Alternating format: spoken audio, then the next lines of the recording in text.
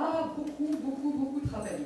Alors nous allons commencer ce soir donc, par un premier échange entre Jean Lacoste, que tout le monde connaît, hein, qui est philosophe, germaniste, auteur récent, éditeur récent du journal de Vézelay de Romain Rolland, et d'un ouvrage sur Nietzsche, dont j'oublie toujours le titre, Les Voyageons avec Nietzsche. Voilà, très bien. Et puis Emmanuel Schwartz, donc une des responsables de la Maison du Droit. Voilà. Et ensuite, nous entendrons Jean-Paul et Christine. Je suis très heureux que la mairie de Vézelay puisse avoir une équipe aussi performante et sympathique dont je fais partie d'RDE, parce que ça appartient à la culture et je suis persuadé que c'est la culture qui sauvera Vézelay. Est-ce que l'écrivain est assigné en résidence? Qu'est-ce qu'on lui fait? Qu'est-ce qu'on attend de lui? Voilà les questions très simples qu'on peut commencer par poser. C'est vrai qu'avant même de se poser la question par rapport au Conseil général, voilà, on se disait que pourra ensuite apporter cette maison aux personnes qui seront accueillies ici, c'est important de se rendre compte de ce qu'elle pouvait représenter pour Jules Roy lui-même. La maison idéale, si vous voulez, d'une certaine manière, pour moi, j'ai l'impression que c'est ça qu'il a transmis. C'est-à-dire que les écrivains qui sont accueillis ici aujourd'hui bénéficient en fait d'une atmosphère qu'il a soigneusement recherchée, qu'il a choisie. Donc c'est quelque chose, on n'y pense pas forcément. Qu'est-ce que ça veut dire un lieu idéal pour l'écrire? Mais en plus, ensuite, il a bien anticipé l'avenir de cette maison, ce qui fait qu'en fait, au jour de sa mort, on savait déjà qu'elle allait devenir résidence écrivain. Le premier écrivain était accueilli à peine un an après la mort de Jules Roy, c'est quand même tout à fait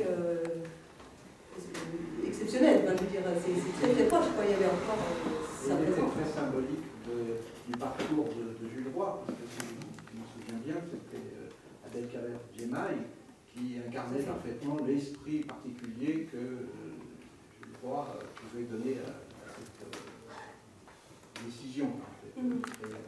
Moi, ce que j'ai envie de dire, c'est ça qui est important, me semble-t-il, c'est d'abord que cette résidence-ci à Vézelay a une particularité, c'est qu'il n'y a pas de bourse, c'est-à-dire qu'il n'y a pas de sous. Hein. Très souvent, les résidents, ils partent aussi pour gagner leur vie, parce que les conditions de vie des auteurs sont pas faciles. Donc c'est très particulier, Vézelay. Je pense que ce qui est important, c'est très fortement un critère psychologique.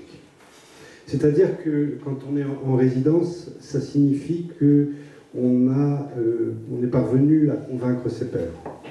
Je dirais aussi sur le plan psychologique que ce qui est important, c'est que très naturellement, un auteur, comme vous tous d'ailleurs, hein, auteur ou pas, nous avons besoin de solitude. Mais nous aussi avons besoin tous de liens sociaux. Ce qu'il faut surtout souligner, c'est que une résidence d'auteur, c'est surtout un grand moment de solitude choisi.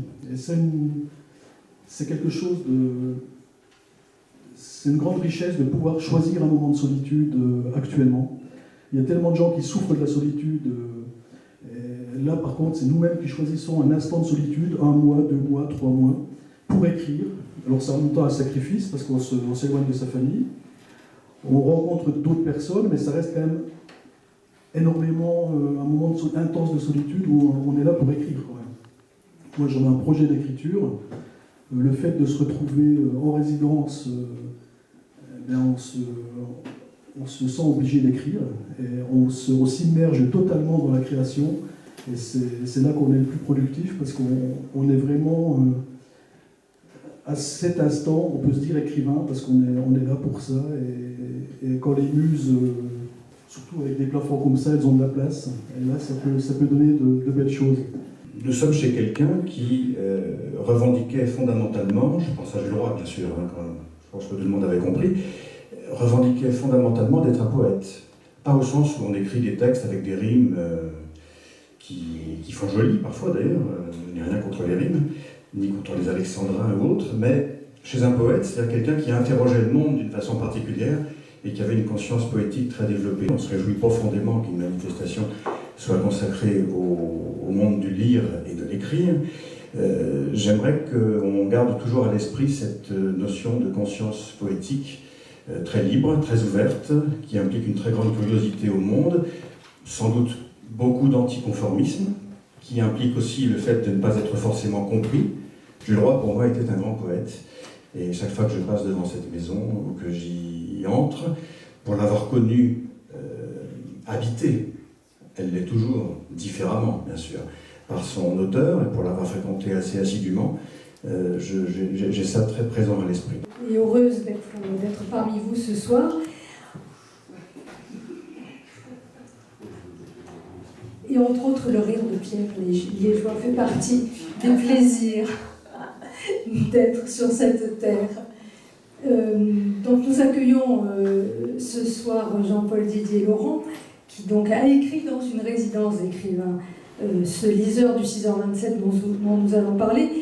Pourquoi Jean-Paul Didier Laurent est-il là? Parce que son livre est essentiellement consacré à la lecture, et on en parlera tout à l'heure.